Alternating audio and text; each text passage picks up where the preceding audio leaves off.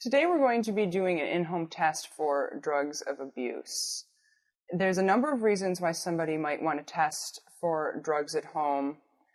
You may have suspicions about a loved one or a child being involved in illegal drug abuse.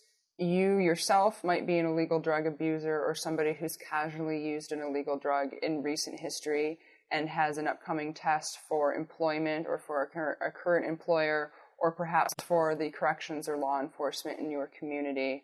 And it might just be in your best interest to see what sort of test results are going to come up before you go and take a drug test of consequence. Home testing is not necessarily new. There have been test kits that have been portable. A urine or cheek sample doesn't require a doctor's office to take, as I'll be showing you here today.